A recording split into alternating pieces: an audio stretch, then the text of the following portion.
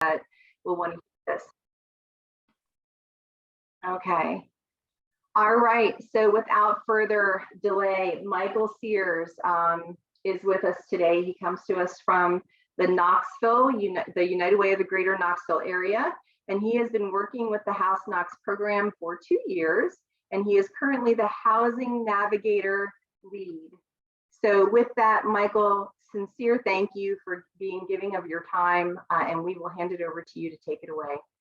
Perfect. Thanks, Jody, and thanks everyone for allowing us to come and speak. My coworker Elvia is also on the call, and she comes with a lot of rapid rehousing experience. So I think we make a great team, and I'm excited that you've invited us, and I hope that what we share today, not everything is going to apply. Each community is different, but I do hope that you're able to take away maybe some ideas that could possibly work for your community. So I am going to pull up a PowerPoint. Let's see here.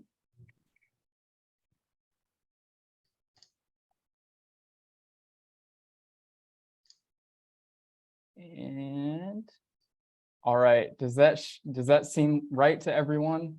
All right. Okay, so my name is Michael Sears, and as Jody said, I'm the Housing Navigator lead for House Knox. We are a program that started 2 years ago in June 2020, right during the pandemic. So perfect time to start a housing program. And it has been a journey. I'll tell you that these last 2 years, we've had a lot of our ups and downs with our own community. And as soon as we started getting into the work, we quickly realized there were a lot of different things that we had to do first before we could actually be successful with the program. And a lot of those things we're honestly still working on today and still trying to figure out.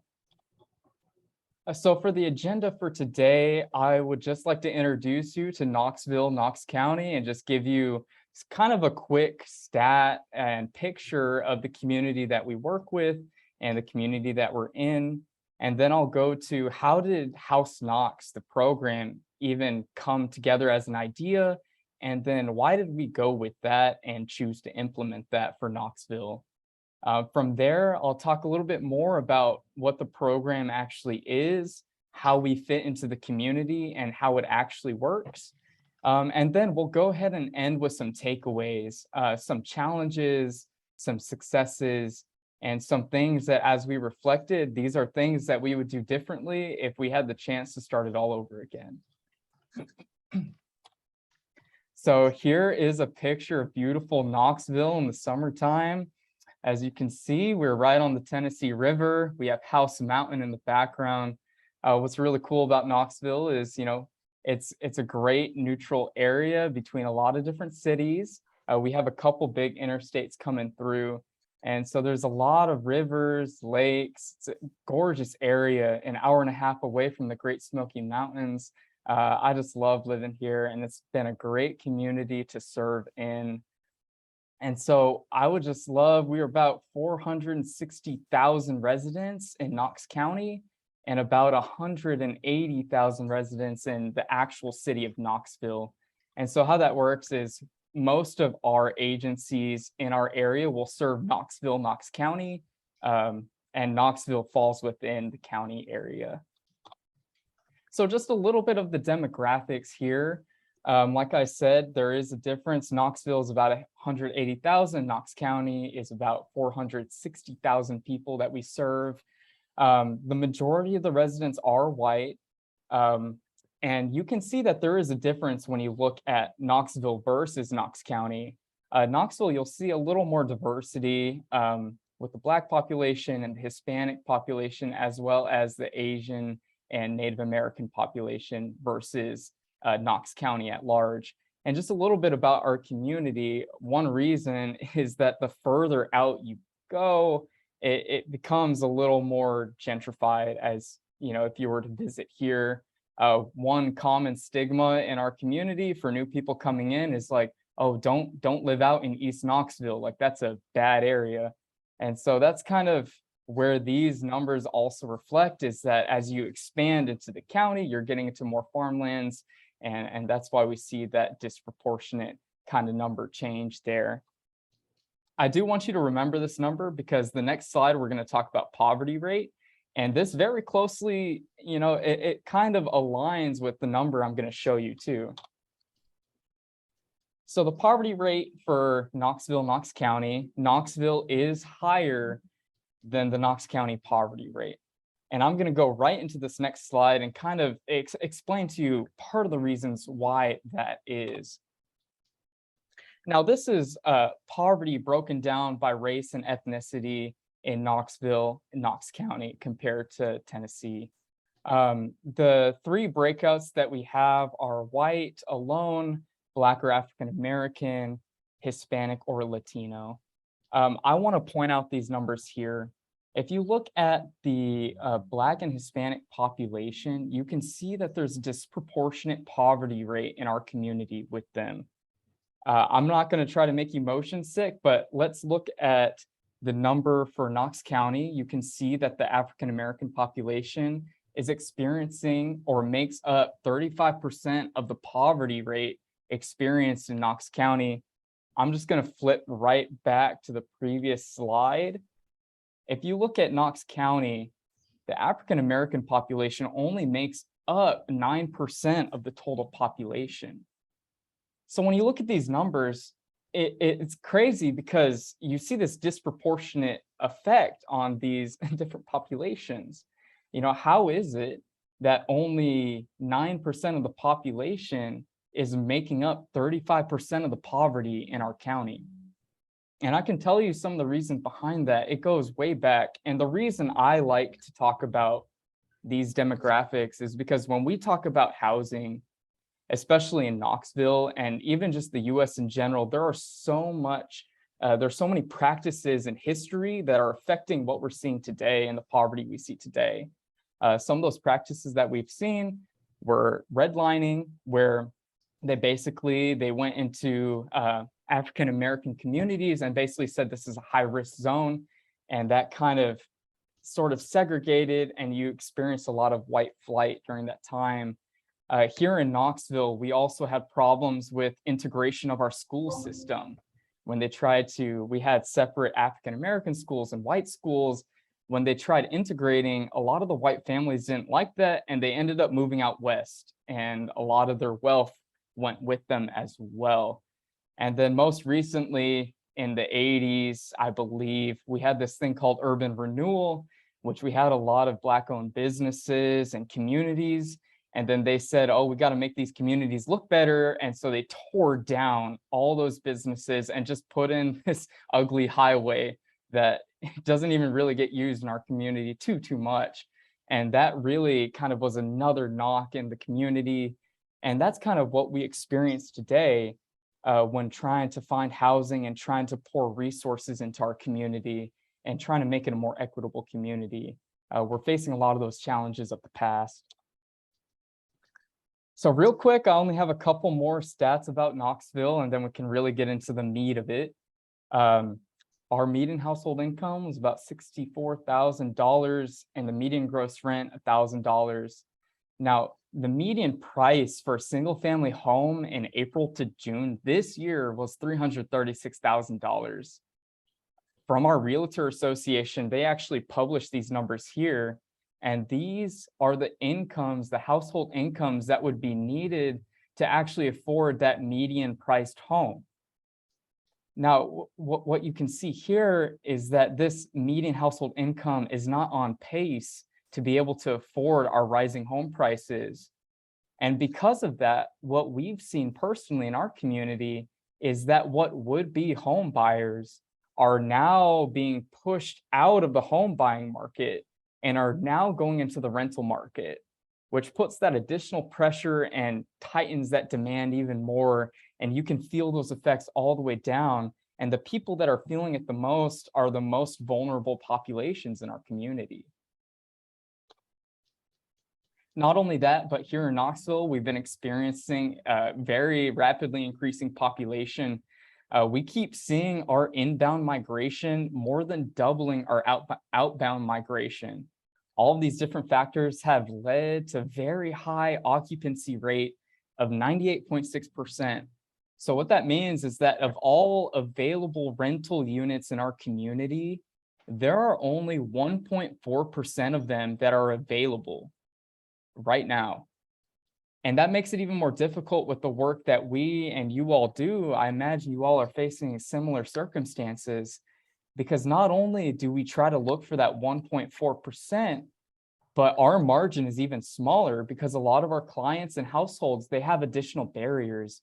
They might have a justice history, they might have a lack of rental history or poor credit, and those alone are going to make those barriers even harder to be able to get them housed. And then lastly, here's some of our homeless stats. Our point in time count showed this last year that we had about 1,200 people that are homeless, 370 were unsheltered, the rest in emergency or transitional housing. And then in this last quarter, throughout our whole continuum of care, all of our agencies were able to serve 4,765 clients, 3,500 being literally homeless. So now that we kind of set the background of everything, now we can come into House Knox and why was this formed to begin with? What is it? So House Knox, I would say going back in 2018, our local housing authority, one of the problems they were facing is they were giving out all these Section 8 vouchers and issuing them. But the caveat is that they were seeing 50% of them being returned unused. And this went on for a couple of years, that they were seeing this trend in this stat. And so finally, they brought together different community members, United Way included, and started talking about this. And one of the hypotheses that came out of this is that what's happening is clients, they wait their whole entire time, 9 to 12 months, to get this Section 8 voucher. They get the voucher, then they have, they have about 3 months to use this voucher and find some landlord who's gonna take this voucher and let them use it. What they believe is that clients just didn't have the resources or didn't know how to navigate this complicated system of housing and being able to find the appropriate landlords who would actually use those vouchers. So what kind of came out of these different meetings and consultations is, you know what? They looked to the West Coast and they were like, this housing navigation program, maybe that's what our community needs, is additional support for our caseworkers and clients. And so the partner agencies, we all decided that this is the program we're going to launch. And deciding who was going to launch it, they recommended United Way because it was more of a neutral party. Our housing authority actually admitted that we should do it because if they had the housing navigator, they would only use it for their clients. And that's kind of the rhetoric that we were hearing from agency to agency, is that if we have this housing navigator, we're using it for our program, for our clients. And so we ended up taking up that task, and House Knox was launched in June 2020.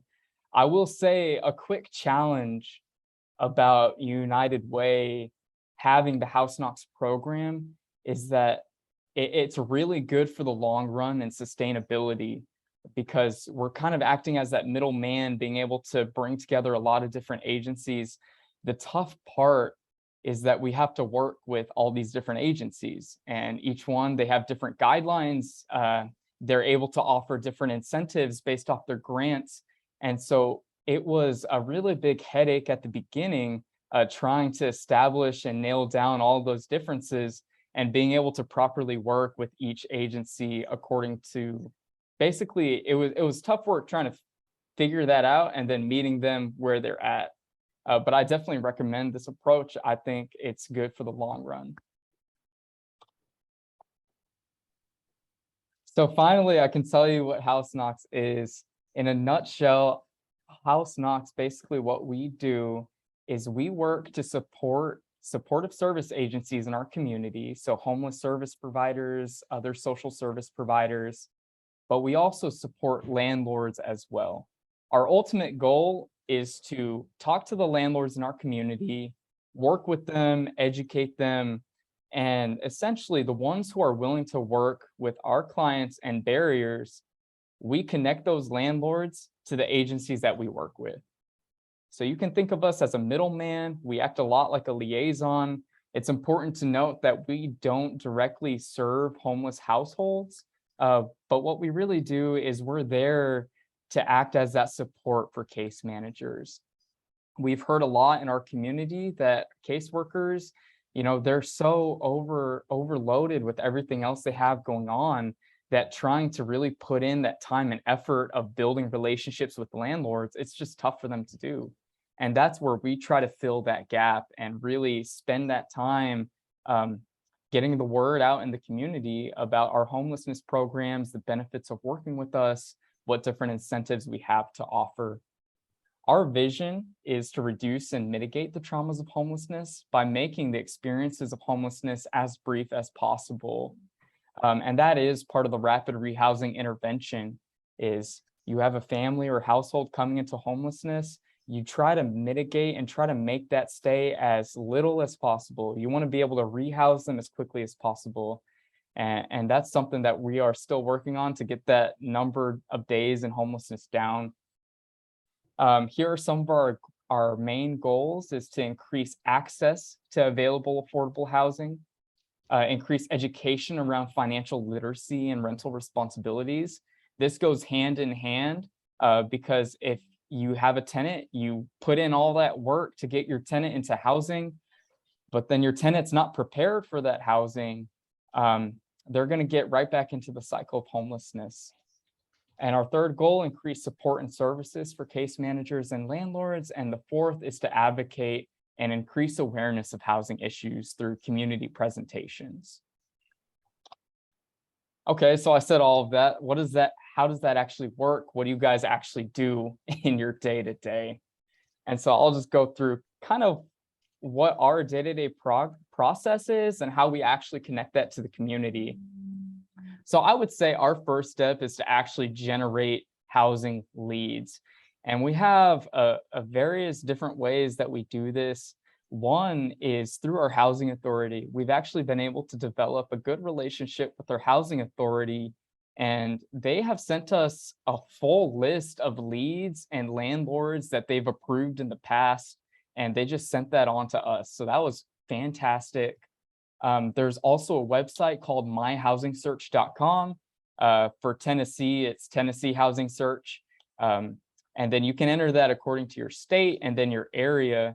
This is fantastic. It'll pull together other public housing and affordable housing options that Zillow and apartments.com may not capture. So you may find other private, smaller landlords through this website.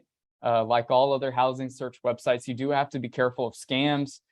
With the tightening rental market, we've seen an uptick in people trying to scam other people because households are desperate for housing. So I would be wary of that. Some other sources is we have a little apartment guide that gets published in our food cities locally.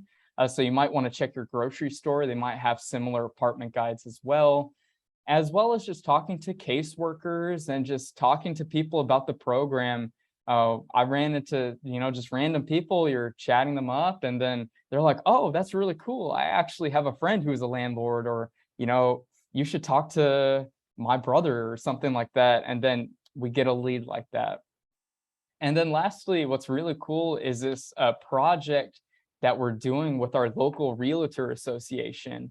And so we've kind of been trying to cultivate this relationship as well. They have a lot of data in their MLS system. And so we've been talking to them about how can we access that. And so we are working with them to be able to identify class C and D properties. So like lower end apartment style properties that would be more receptive to our households and the barriers that they may have. So once we generate those leads, we're going to make contact with those leads and those landlords. We really try to, start it off a little small, and it depends on the landlord how that conversation goes. Sometimes you'll see that the landlord's really busy, and then you just try to state your piece and then thank them for their time and then try to follow up again maybe a month later. But sometimes, they're really talkative, and then you can really give them all the program benefits and sell them on everything. Those calls, I'll typically just introduce myself and then talk about House Knox, we're a community collaborative initiative working together with all these different agencies, letting them know that our clients have support, they have case management, that we're not going to house the tenant and then leave the landlord to case manage. That's a really big thing that we try to sell them on and push. As well, we also have a damages fund. So, we tell them, if our tenant causes damages, we're able to reimburse you $3,000 beyond the security deposit per household. So that's also part of our sell too. Part of that is what's really good to know is what is their screening criteria? How flexible are they? Are there things that they'll automatically deny people? Are they going to automatically deny someone with a felony? Are they going to automatically deny a violent crime, an eviction? It's good to know those things, because as bringing that back to another group, that's what the caseworkers ask us is, I have this client, he would love to go there, but he has an eviction on his record. So you're really trying to want to save those resources, save those application fees, and kind of finding that information out up front really saves a lot of time down the road. So we make contact, we talk to the landlord, we find a landlord who's really flexible, ready to work with us, and then they let us know that they have a unit coming up. Once they get that, we will ask all the information that we can get about the unit, and then we send that to our own group facilitator. We'll send that unit information on to him, and then on Thursday, we have our weekly group meeting, and we try to identify a household for that bedroom size. So we have to be really flexible like that because of how tight the market is. It was too much work to go based on the bedroom size and then trying to find it. So it was a lot of work to say, hey, I have this 2-bedroom family, let's try to find a 2-bedroom. It's tough doing it that way because the market's so tight. So what we've been doing is we try to find as many units as we can. We'll bring that back, and then we'll evaluate as a group. The caseworkers talk and be like, okay, these households would be really good targets for this unit. And then once we get those matches, we work as quickly as possible with the landlord to get that household to apply. We check in with all the parties, and then hopefully we can get to the lease signing. There are a lot of barriers in between, as you can imagine. There's a lot of communication hurdles that you have to get through, going back and forth and trying to organize it. Sometimes you have landlords that are non-communicative, which I'm actually dealing with right now, and it is absolutely frustrating. But you just have to do your best. And one of the things that's something that we're still working on is continually gaining feedback, because you can't keep doing the same thing if the market is changing so rapidly. And I'll talk about that in some of the challenges and takeaways later as well. I can take a break right here. Does anyone have any questions or comments before I continue?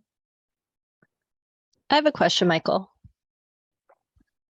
And you Yeah. might, I apologize, you might get to this later on, but how do you interface with coordinated entry in the continuum of care? Are those folks then at the table to discuss the potential households? How does that work? Yeah, so I think that might be my next slide, but I will definitely come back to that question. That's a great question. Hey, Michael, this is Angela at United Way, and we actually met in Greenville. Yes, we did. And I enjoyed listening to all of this there. I had a question because I cannot recall, where do the funds come from for the risk mitigation portion of this? Yeah, so we were really fortunate, and we were actually able to get donor funds for that. And so our fundraising team was able to talk to a couple donors about this proposed project, and we're able to find enough people that were interested to fund that risk mitigation fund. Just for clarification, for those who don't know, our risk mitigation fund it started out as a $25,000 fund the first year, and then another $25,000 the second year.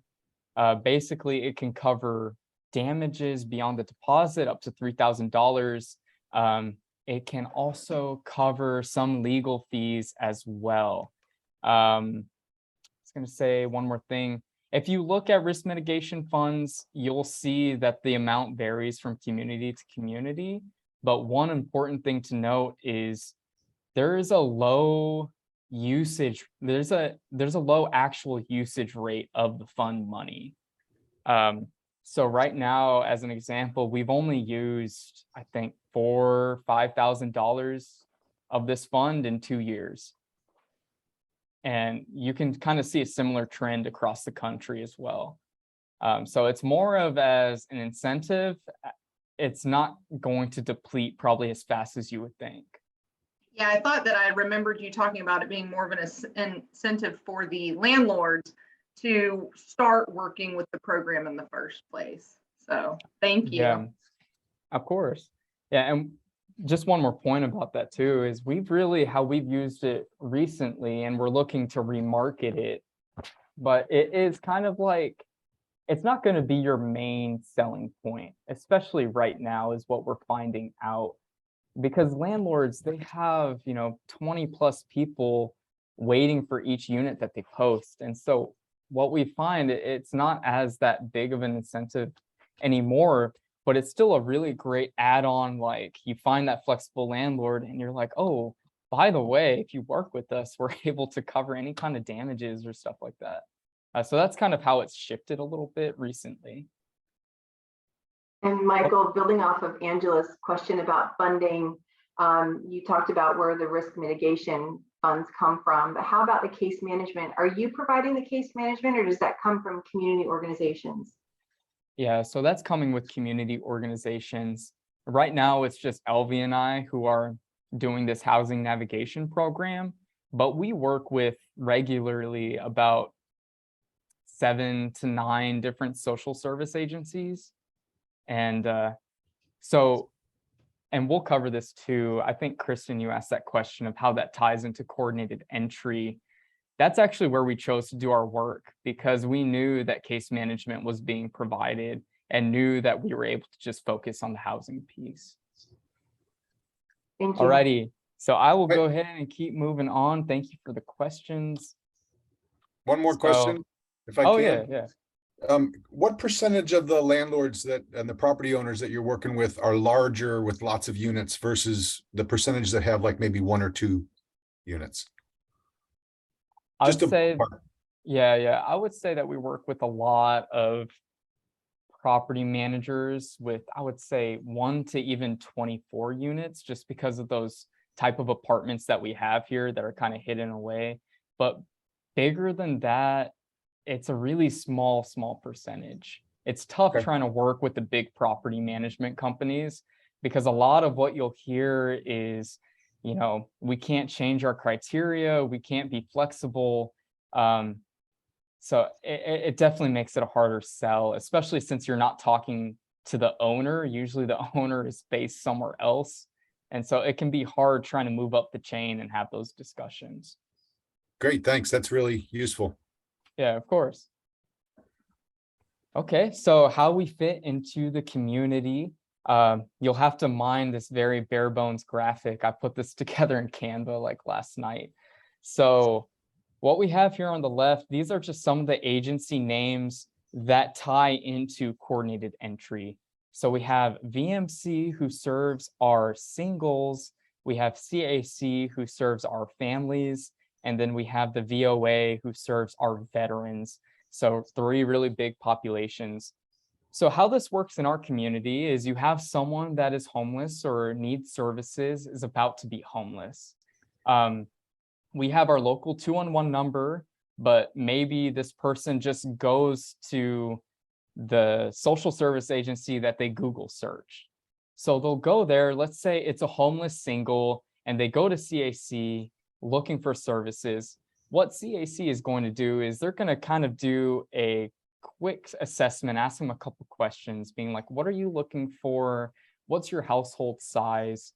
And real quickly off of that, you can kind of tell which agency is going to be the best fit and resources for them. And so if we have that single who went to CAC, which is the family agency, CAC will still kind of work with them for a little bit, but eventually transfer them to the singles agency where they can get into care. So these three are our main what's called intake points for the community. And for someone that's homeless, they go there, and then what happens next is a level of need assessment. And we call that in our community a CHAMP assessment. This is part of our coordinated entry data system. This CHAMP assessment, all it is it's a set of questionnaires and interview that basically lets a caseworker kind of see what the level of need is. And it essentially gives that household a priority score. You can think of it as a lot of triaging patients is, if you have someone that, has high need, they're going to get a high priority score. Someone who has just become homeless is going to have a lower priority score. So once that assessment gets done, each of these separate social service agencies are doing this, and they feed into the same system. Once that's done, they'll start working with this household, getting them connected to case management services, getting them food, whatever it is, getting everything into place, and also importantly, getting housing ready. And what I mean by that is getting all your birth certificates, your IDs, social security cards, getting all of those together, because those are going to be essential to actually moving into housing. No matter what housing you're looking at, you're going to need those documents. So they're doing that. We're also kind of talking about it at these rapid rehousing meetings on Thursdays, which is our weekly collaboration. So basically the homeless person, they goes to the intake centers, the need assessment is done, and they start, they're finally into our coordinated entry system now. And their priority score is also there for us to be able to see the level of need. What happens there is all of these agencies come together on Thursdays, and we basically pull up that coordinated entry spreadsheet, and we're able to see all the different households broken down by families, individuals, and then broken down into priority score as well. Now, where we feed into that system is as we're finding those units, like I said, we found an available 1-bedroom that's voucher friendly, going for, $700 a month. This is great. We got to move on it.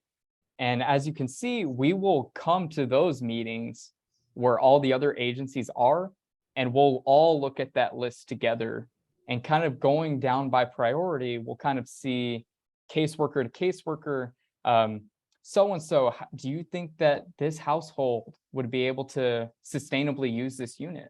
Like, do you think they would make a good fit? And that's basically how we go down until we have a caseworker to advocate for their household and then decide to go through with that. As you can see, we're kind of interacting with all these different agencies. We're interacting with the landlords, we're interacting with the supportive service agencies, but we're also interacting with our housing authority, which is KCDC on the top. And so that's kind of a very, very basic way of everything's fitting together as we're all trying to get to that same effort of housing. We're all playing a different piece. I would definitely say that the agencies we work with are that foundation, and then the housing authority and ourselves are really trying to come in there and sort of bridge those gaps. It's definitely an imperfect system, but we are working on it and trying to get more efficient as we go on. Kristen, does that help answer your question, or did you need a little more detail about that? Nope, thank you. Perfect. Go ahead and move on. So this is just a little, I don't want you to be overwhelmed, but this is just what an explanation of the CHAMP needs assessment is and that process. And so, like I said, there's a couple of questions that as a community we kind of go through, and then based on their answers to those questions, we'll send them to those different intake points where they can get that needs assessment and then get into our coordinated entry system. Okay, so these are the final section here are our takeaways. I'll talk about challenges that we faced, some successes, and then things that we do differently. So first of all, I would say that one of the challenges that we faced is that we thought that identifying these clients and households, we thought it was going to be a lot easier than it turned out to be. We really thought that the caseworkers had constant contact with the clients and that the clients were basically ready to move on any housing offer. That's definitely not the case, and that was a little naive of us personally. The reality is that there are a lot of times that the caseworker will not be able to get a hold of the household. There will be a late response. Maybe some documents aren't completely there or in order. And as you can probably imagine, any kind of those delays really drops our chances of being able to move on any kind of housing offer. We're probably seeing that, this week with that case, with that property manager I mentioned trying to work with. She became unresponsive, and I have a feeling that even though we tried to start the process with her a couple weeks early, I have a feeling that she already rented that one bedroom. And those things happen, and you just have to keep trying to do better, and constantly trying to get that feedback from the property manager of like, all right, so I know we started this process, what could we have done differently? And so that's what we're planning to do. Another one of the challenges is, some of the original selling points didn't turn out to be great selling points for the landlord. And that was really based off of kind of the timing of everything. Originally I was looking back through some of our documents and marketing materials, and some of the points we listed as benefits was, oh, there's no need to advertise. We can get you quick tenant identification, and we can reduce your vacancy rate. Well, those sound great, but they're not great selling points when the market's really, really tight. And so we've definitely had to take those out and pivot a little bit and trying to focus on different aspects, like focusing on all of our clients and households come with case management and come with me, a housing navigator. So we'll constantly be there for any kind of mediation. You will not be left out to dry with our households. And so we've had to make little shifts here and there.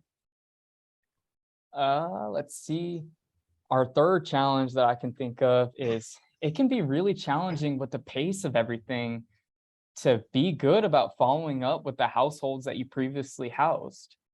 It takes a lot of deliberate effort. Everyone in our community and agency, we're all working really hard to get households to housing. But then after that, you have more people coming in that need more housing, and it's really easy to forget about the people that you housed, 6 months ago or a year ago. And we're kind of coming up on some of those challenges right now in lease renewal talks. And we're finding that can be very difficult, when you haven't been in contact or the caseworker hasn't been able to be in contact. And you talk to the property manager and suddenly you learn that there's been several late payments. There's a family that's not authorized to live there that's living with them. All these different little things can be coming up. So I just want to make you all aware of some of those things that we're also facing right now. The fourth thing is that it's challenging work trying to do this work properly.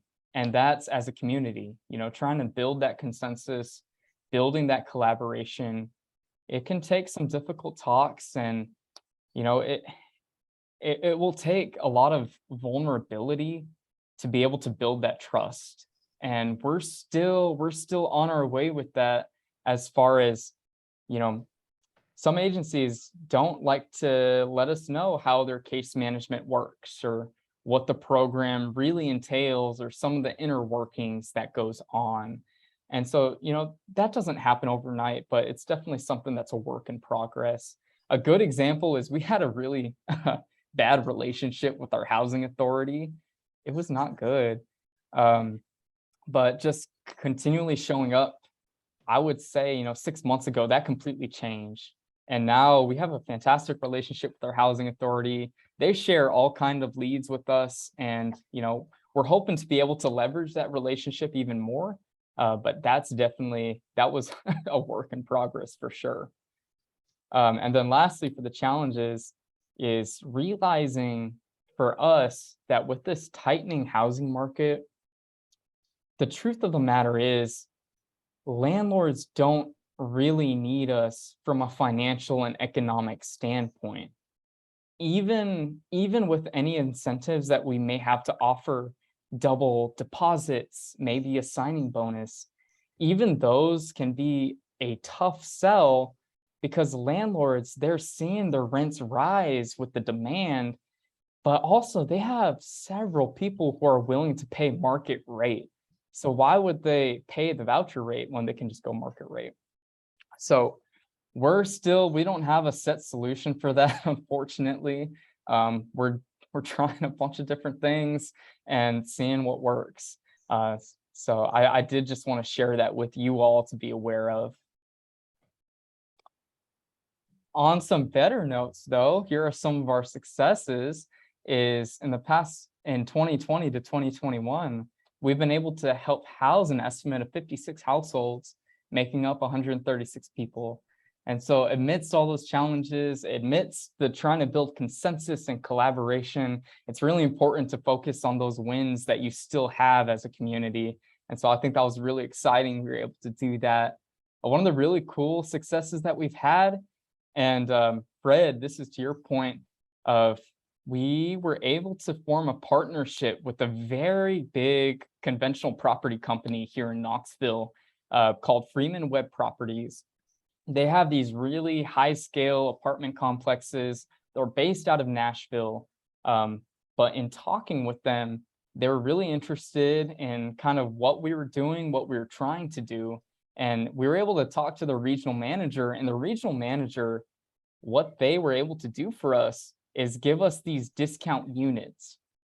So essentially what they have done is they take 1% of the monthly revenue generated for these apartment complex properties, and they're allowing us to use that money to subsidize units however we want.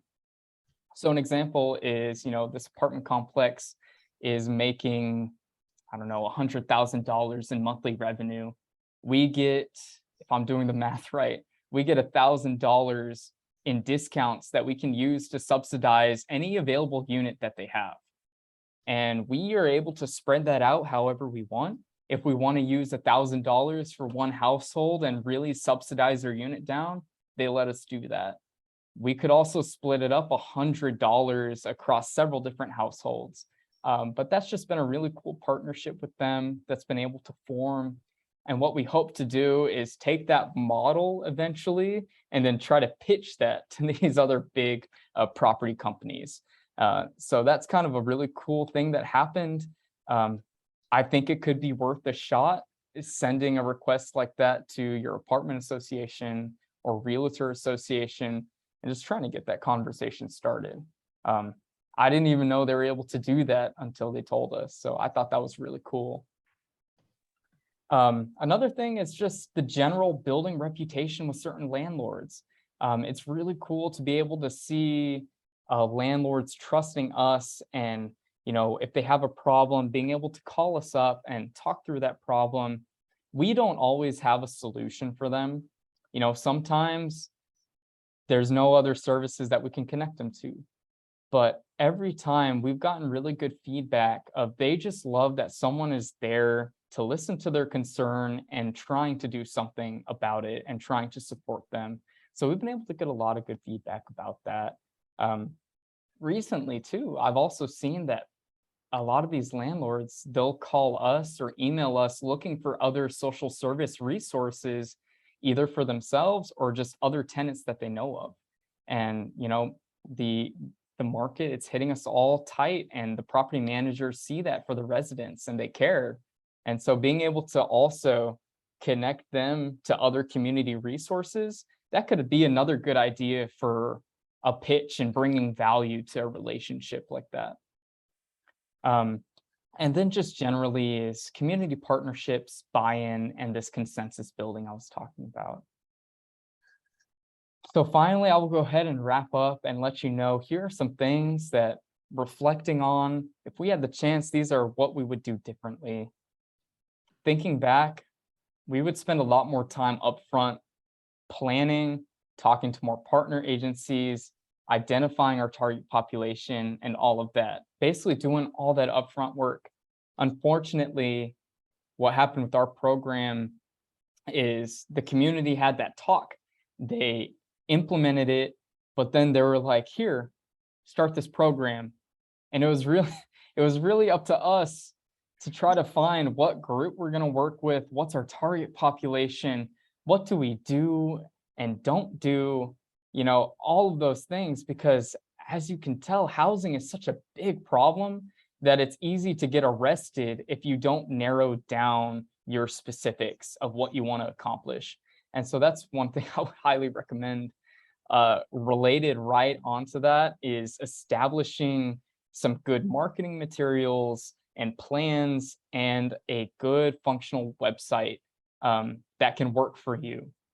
That's something that we're still facing 2 years down the road because we didn't take the time up front to really get that together. It's hard once you get going to reset and then get all of that taken care of while you're trying to do the work. And so that's kind of a good recommendation there too that we see.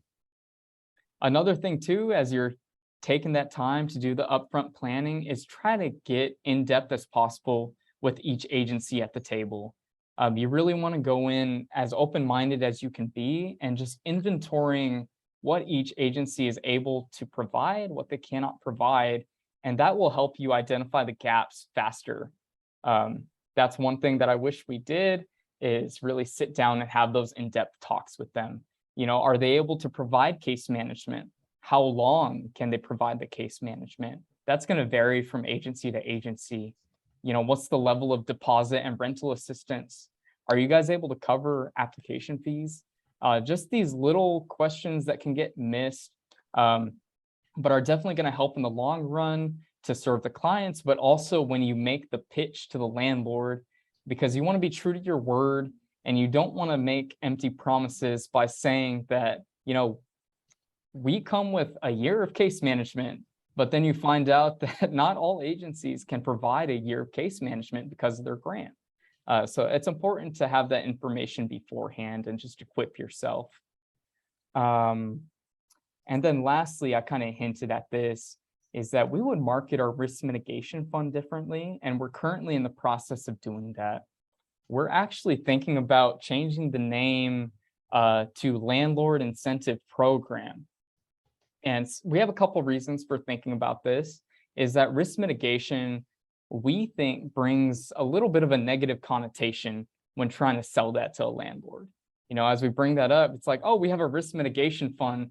Well, we don't want that to start ringing some alarms in their mind. And so we're thinking about changing the wording of that, but also with Landlord Incentive Program.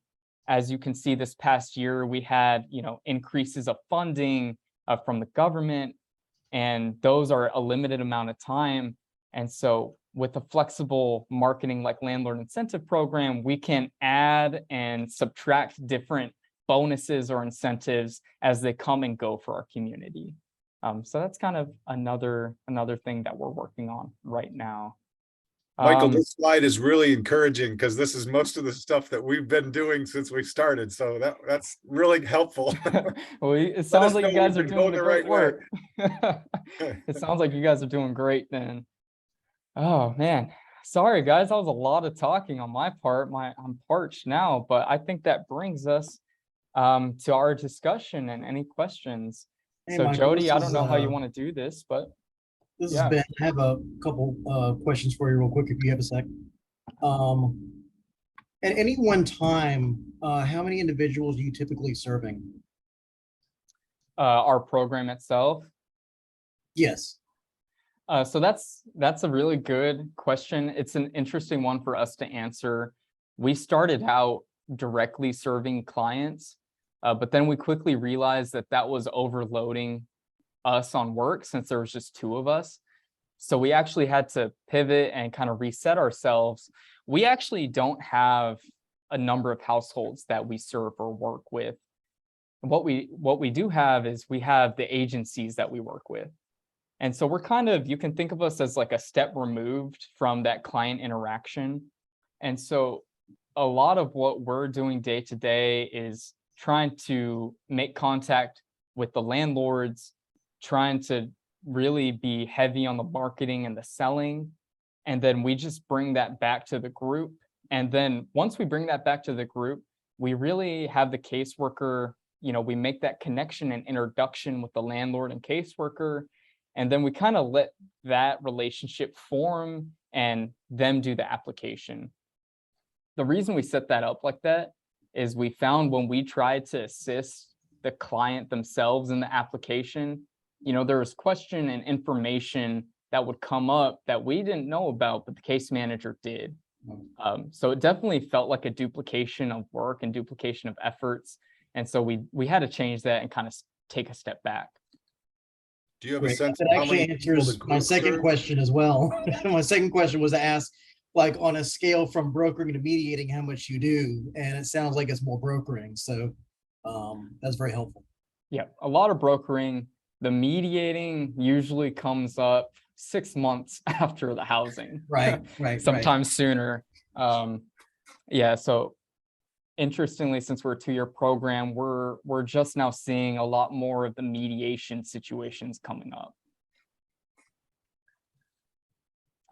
Fred, I think you also had a question. I was just going to say, you pointed out in one of your slides that I think you said you helped a total of 135. So I think what you're saying is that the group that you referred to, that group collectively of all those organizations has helped that number. Is that right?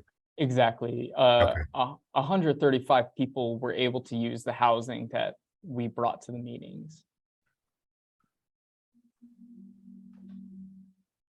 Other questions for Michael? I have one for you, Michael, maybe while others are putting their thoughts together. You mentioned, I think maybe it was your second to last slide, maybe it was the last slide of the things that you wish you would have done first before they said, hey, congratulations, here's your program, go run it. And our organization here, our coalition, is trying to start to think through some of those things. So that really hit home to me. You talked about we would do more thinking about who do we work with, which organizations need to come to the table. And then the second thing you said was, who is our target population? And that's, interestingly, it's on our agenda today as something we need to start thinking about next meeting, building off of this. So I promised the coalition, Michael and I did not coordinate that at all. That was just honestly coming together. What advice would you have for us as if we end up being able to move forward on some sort of landlord incentive program? When you think about who is the target population, what advice would you give us on how we come up with that? How we did it is we ended up working with our lower vulnerable homeless population. And a reason being is that that's kind of the target landlords that would be able to work with that population. We do have our chronic population who need more support. But this program and the opportunities, it doesn't make sense to have someone who needs a lot of support and needs a lot of care. It doesn't make sense to try to put them into a conventional apartment unit. You'll really want permanent supportive housing units for them. And so that's kind of how we started. We're still working on bringing other populations to the table. A clear example right now for us is that we're having a tough time getting the veterans into this CHAMP system as well. And so the veterans can often get overlooked at some of these opportunities, as well as our refugee population. So I think the important thing with that is, thinking about the priority or the level of need that could use private housing. And then from there, I think you don't have to narrow it down to a specific group. We work with youth, we work with elderly, singles, families, and we're trying to keep expanding that. Okay, thank you. Yep. Also, sorry I went over. I just realized I was talking for a long time. You're fine. I think that was good information. I want to ask you that there's two other things that we have on that list as wanting to talk about next time. I'm curious if you can give us some advice, or if you think right direction, wrong direction. We also, and Mike, you and I were talking about this earlier this week. How important is it for us to really understand our landlord environment and the trends that we have in terms of how many landlords, what do they look like, how many units do they have, where are those units, and what advice would you give us on the information we need to know if we end up considering a landlord incentive program? Oh, I have a lot of thoughts going on in my mind. Where to start? I think it's very important to kind of get that sense of where landlords are, kind of where their own heads are at, because you don't want to launch something and then it kind of bust already. So I think if you're able to, I think if you can get the realtor association, if you have one at the table, or if you have an apartment association at the table, I think that's a good starting point to kind of tap into that network and really get their input about, do you think that this could be a good idea? Do you think it could not? So I think that's a good starting point. I also had a couple other things to say, but it slipped my mind. Okay. If you happen to think of them about understanding the landlord market, please let us know. Yeah, given that Mike is going to be working on that, if maybe the three of you guys could get together in a phone call or something, that I think that would help Mike. Yeah, I think that would be really helpful. I've got a pretty good sense of what Jody and I are trying to identify as far as the demographics of our landlords and what kind of property ownership as far as the numbers and so forth. And it sounded like from the presentation that you were dealing with some of the corporate rental properties that were giving you feedback and also kickbacks from the standpoint of some of the assistance programs. And we don't have quite as many of those larger ones, but we do have some new ones that are coming into the town and are in our Port Royal region and the sort of the southern side of our islands. Yeah, that actually does bring up an interesting proposal. It was close to getting a successful partnership, but it kind of fell through. But we were able to engage our city and some of these new developers and developments that were coming in. Some of our city homeless representatives were able to get into conversation with those developers. And the plan was to set aside like 10 units for coordinated entry. Unfortunately, because the investor plans were already submitted, they couldn't do that. But if you have a pulse on what's coming into your community, if you hit that early and upfront, that does give you a better chance before things are completely solidified. The other thing I was going to say is that I think it's really important to understand kind of the demographics of your community, like you were saying. I know we talked to Jody and Anna before this meeting, and just hearing, you have a large military population, you have a large veteran population. I think it's going to be difficult trying to, if that's in your community as a landlord, they might, tend to rent to the military population instead of the homeless population. And there might be several reasons for that. Consistent payment, they're doing, well, you're housing our country's military. There's some pride and respect in that. So and $200 over fair market value doesn't hurt either. Oh, that's tough. I think we have to remember that the uniqueness that is Beaufort and Beaufort County, considering or compared to some of these other locations, and we do have that. We are a military town, and all of our apartment complexes are based on what those military make for their housing. And so they are going to rent to them first, and so are the private rental. So we do have to keep some of that stuff in mind. And that might be I wanted to something. jump in though and say, just in the news this morning, Colonel was saying that Beaufort's actually starting to outstrip because the federal rate is based on national average. So we're actually above national average at this point. So even though it was well over average a few years ago, at this point, it's starting to overtake that. So that's that not even military are struggling to be able to afford housing with their stipends. Yeah, so this, Michael, we're at 3:39. Our meeting ends at 3:45, and we stay pretty true to the end of our meeting time because we want our folks to come back next time. So we stay pretty true to that. This is, I think this has provided us a really nice nice baseline for us to springboard into our conversation for our next meeting to really talk through this issue.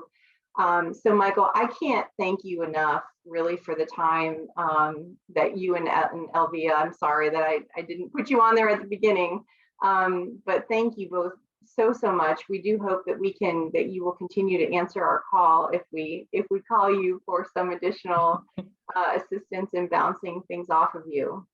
Keep calling me. I'm just a bad texter. I'm known by my friends like that. So yeah, I'll do my best.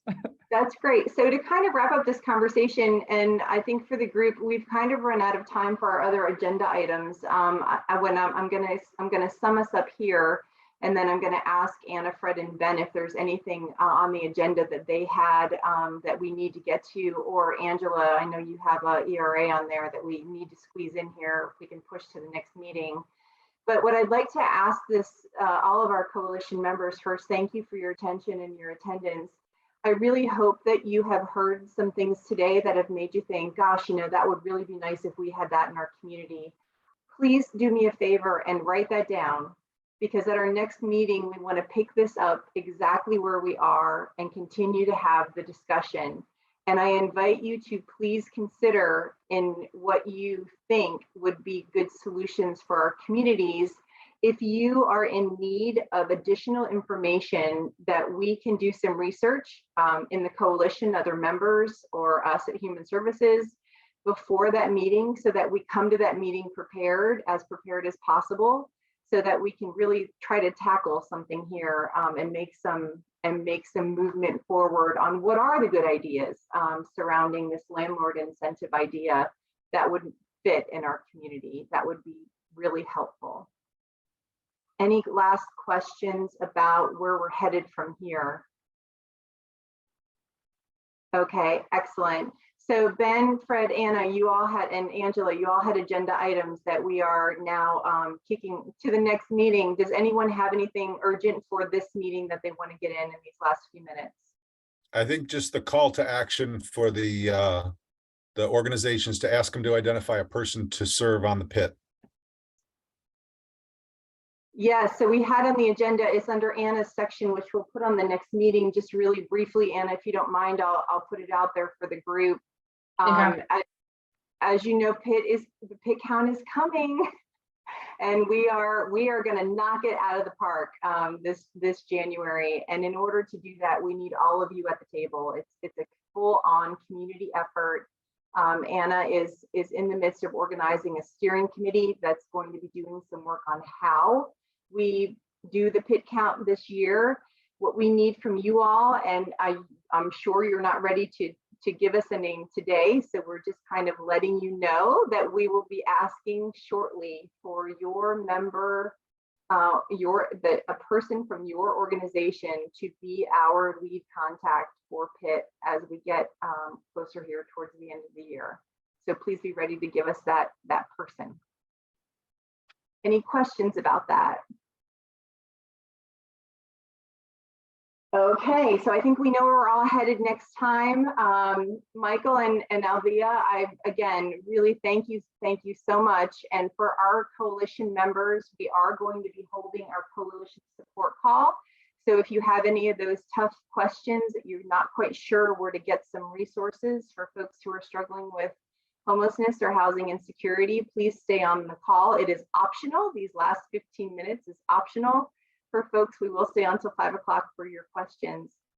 Thank you everyone very much, and have a great rest of your day. Thank you, Michael.